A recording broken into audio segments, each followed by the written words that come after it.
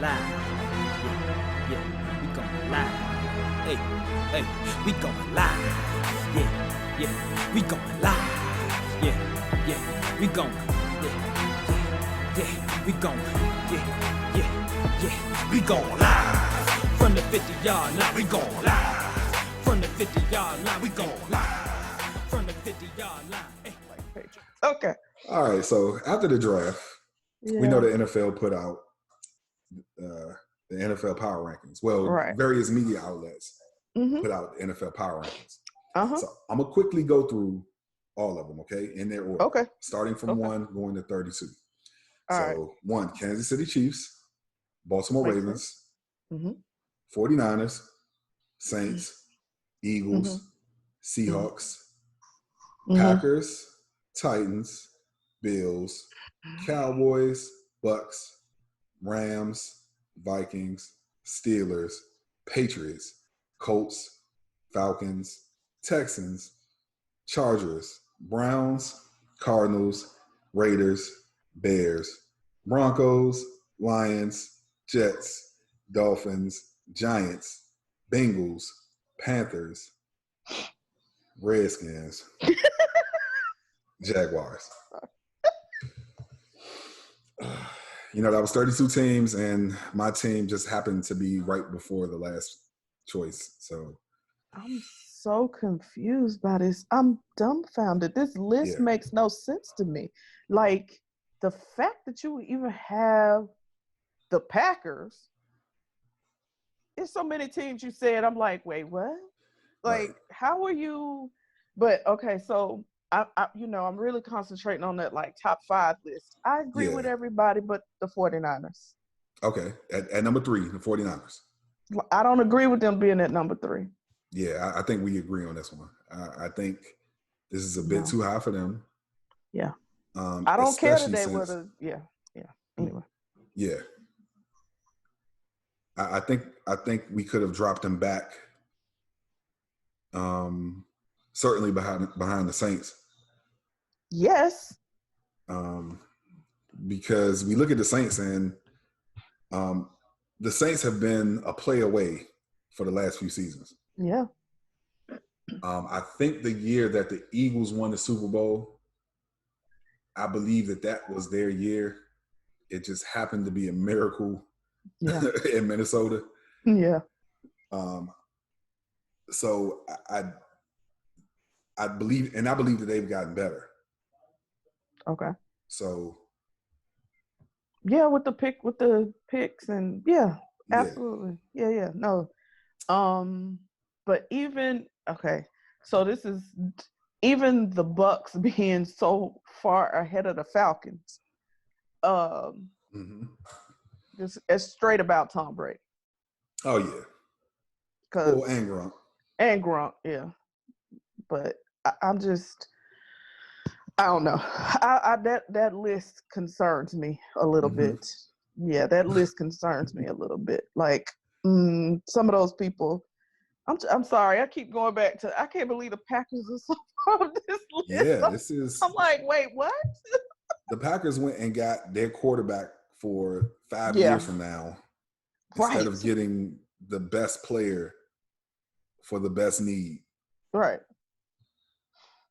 They're tied for 7. I know. I remember in my head I was counting, and I'm just like, I don't understand. Like, what is it?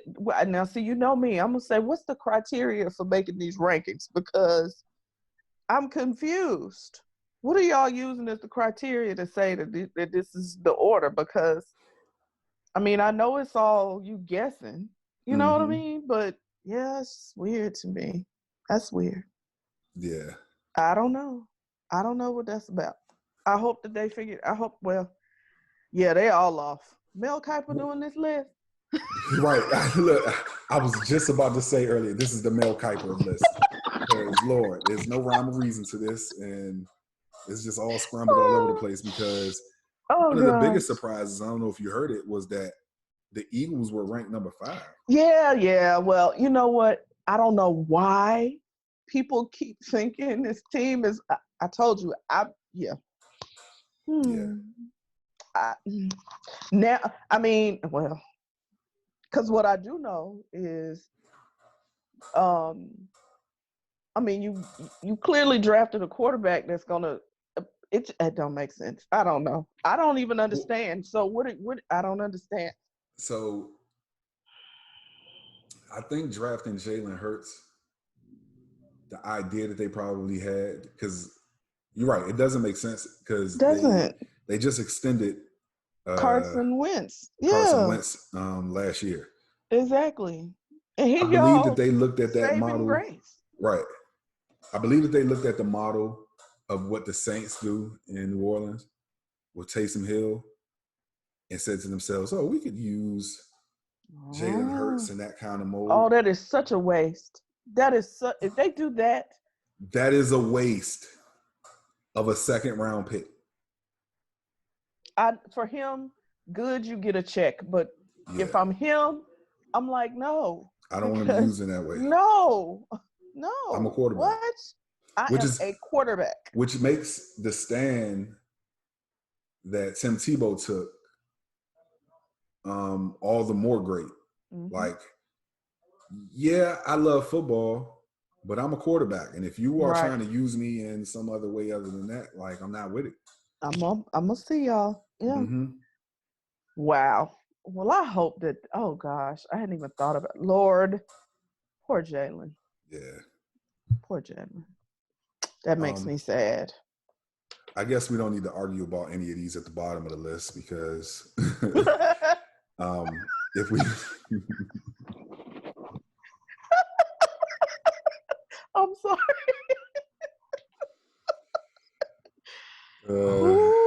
Ricky Bobby says, if you're not first, you're last. So, so I'm just, it's just crazy to me that they would, let me just say this. It is crazy to me that they would rank the Redskins at 31 after you drafted the best player in the draft. I don't understand. Now keep my mouth closed on that. Okay. I believe. That's why y'all should have just gone and gave him to us. He didn't add any value to your team. We would have been up there in the top 5. He had plenty of value. It's just Mel Kiper doesn't know what he's talking about. I'm pretty sure with the way he picked stuff, he had something to do with this list. Oh, Lord. Let me see who I believe that we're better than that they ranked us behind.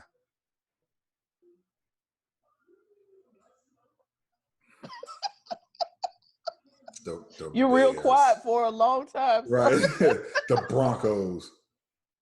Who's the quarterback of the Broncos? Nobody knows. The Detroit Lions. Yeah. The Jets. Yeah, the Jets. Yeah. I think they got the Dolphins ranked at 27. I think this is like criminally Of course, you think low. that's right. Because I believe with the moves that they made, and they were 5-11 and beat the Patriots last year. They were 5-11 and they made plenty of moves. They got half the Patriots defense. Yeah. They got a quarterback. I was gonna say they got a quarterback now. They still got Fitzmagic. That's my boy right now. I'm sorry. I love him.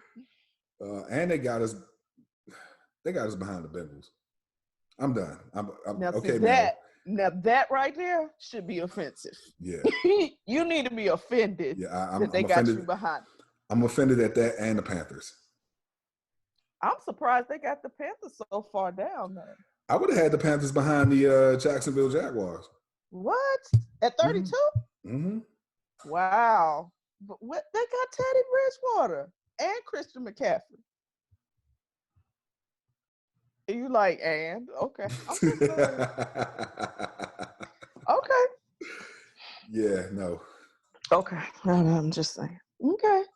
Now, you know what? And I like Bridgewater, but Bridgewater ain't playing with that line he played with in New Orleans. Yeah. Christian McCaffrey's going to get out, but you just tied up all your money into him. Yeah, pretty much. So. Okay. Yeah. All right. Well, we're going to see what happens with all of that foolery right there later. So, yeah. I am ready to see it. I am ready to see how Absolutely. this thing. Absolutely. starts and yes, gets going. yes, let's go for sure. All Okay. right. Now we talked about this story a couple of weeks ago, and it's funny because we love the mental health We're topics. advocates. We're mental health We're advocates. advocates. Absolutely. And I'm very confused by this story. Well, no, I'm not confused. I was gonna say, why are you confused? It's sad. It's the truth. Yeah. So this story involves CoCo Gauff, and her having some feelings about, was it about a tournament that she was in? It was just tennis. She said for a whole just year. Tennis in general. That's right. Tennis in general for a whole year. She was just like, ugh. It made her depressed, basically. She said she used the word, it made her feel depressed to play tennis because it wasn't fun. And that was leading up to Wimbledon, I believe, when she kind of realized, she said she realized that the reason it wasn't fun is because she wasn't playing for fun or herself. She was playing for other people. And so she had to get herself back in aligned to why she started in the first place, and like really just focus on that as where she is when she plays.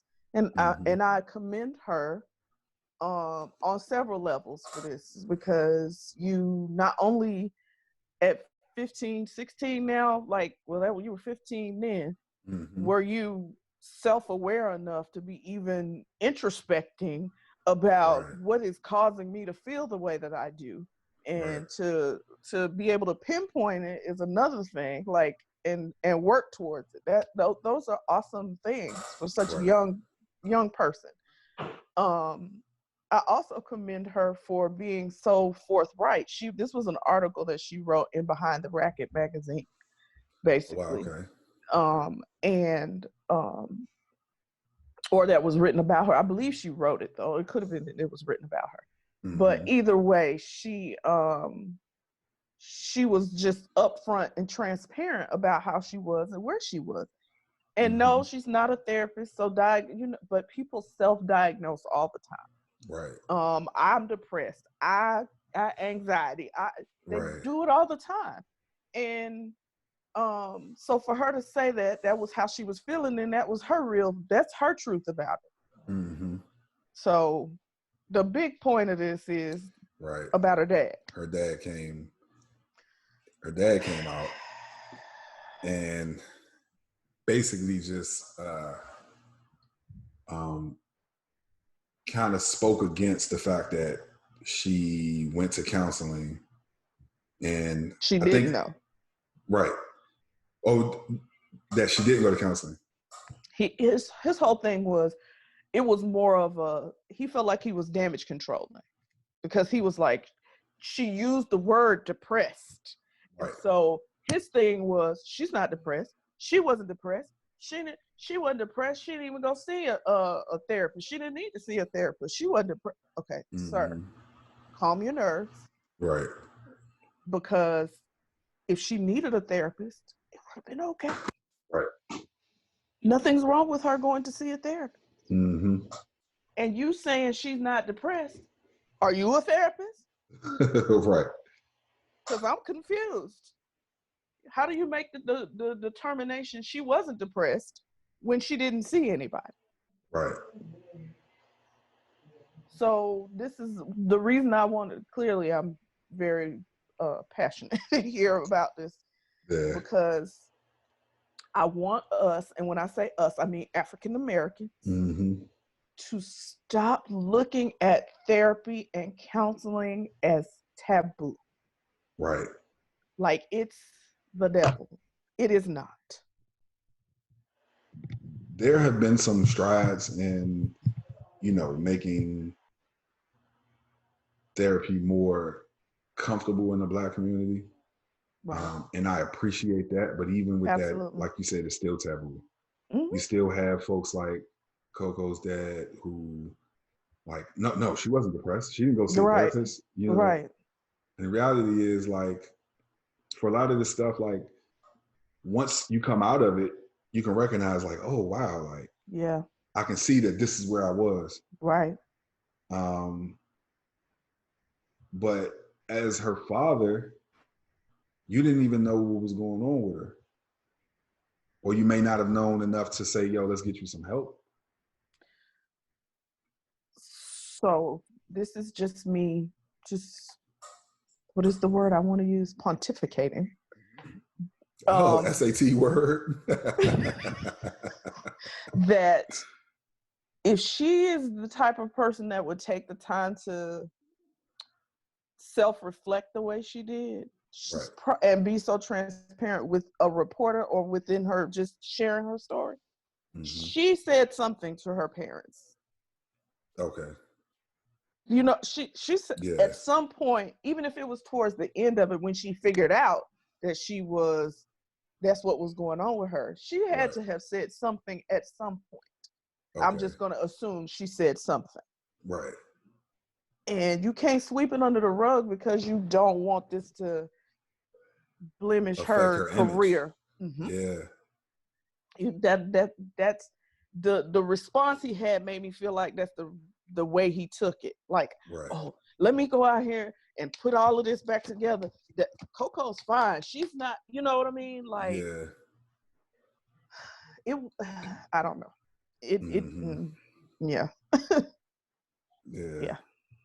You can speak. I can't keep talking about it because I just, you know, it's upsetting. You know what I'm saying? Like I think the first time I went to a therapist, I was 24. You know, because, and I know that it didn't have to be diagnosed. I know certain periods where I went through depression. You know, and I came out of it. You know what I'm saying? But unscathed. How about that? During those times, like, it would have been very good to talk to somebody, to a professional. Absolutely. You know what I'm saying? Like, I think afterwards, my friends understood, you know, and we spoke a little bit about my story about, well, not a little bit, you know, about the whole going, you know, having my scholarship revoked from one of the schools that I wanted to go to. And like, I stayed in a bed for a week. I didn't go to school for an entire week. Wow. And I think my parents understood, like, okay, let's let him have his time. Yeah. But it would have been great during that time to like talk to somebody about the disappointment and why I was feeling the way I was feeling. You know? So like I really identify with this story. Absolutely. You know, and especially at that age. I'm just thinking back to my parents took me to therapy. I was about 16 years old when my parents took me to therapy. They were like, something's not right. And it turns out it was nothing but me being an adolescent. But, you know, my parents was like, no, something's not right. Yeah. And they took me, I was fighting tooth. I don't need nobody. You going up in here. We don't care what you feel. You're going to see. If you don't do but one session, you're going. Yeah. You know what I mean? So, yeah. So it just blows my mind that somebody is taking that approach with their child. Right. Yeah. And their mental health. Like, wait, this isn't me. If I want to act foolish, that's fine. But this is my child. Right. So, and even if it was after she was like, oh, I'm better, I'm good, you still need to see a therapist. We're going to still schedule you because we want to make sure this doesn't happen again. Or that at least when it does, you have the coping skills and what you need in order to be able to deal with it. Recognize it and deal with it. But yeah. I said I was going to be quiet. I'm sorry. No, you good. You know, look, we both know that we're both passionate about this topic in particular. Yeah. You know? And you having a background, you know what I'm saying, in counseling, like, you know, it just hits us a little different with stories. Yeah, definitely. And shout out to the people in the community who are, you know, who are trying to break down the barriers of absolutely mental health and like destroy this taboo nature of the topic. I heard somebody say this is a couple of months ago that if you say anxiety in the mirror 3 times, Charlemagne is going to appear. That's not right. That's not right. No, I say that in jest, but like his story, him sharing his story, has been really helpful for people to like connect and like. Absolutely. Like, okay, he's a very well-known personality, like, and him Right. sharing his story makes it more comfortable for me. So, yeah. And there's a lot of people who have been very honest and transparent about that for themselves too. And so I appreciate them all for. Yeah, I do. I appreciate all of that because it's important. We need to break this all the way down. Yeah. A lot of us would be much better off if we were seeing therapists, honestly. Right. Yeah, right. I'm just gonna say. I wholeheartedly agree with that. Yeah. Okay. Yeah. Right. Now that my blood pressure all the way up. Yeah. All the way up. Mm-hmm. Mm-hmm. Put the cameras on me. Put the cameras on me. Put the cameras on me. Put the cameras on me. Put the cameras on me. Put the cameras on me. Put the cameras on me. Put the cameras on me.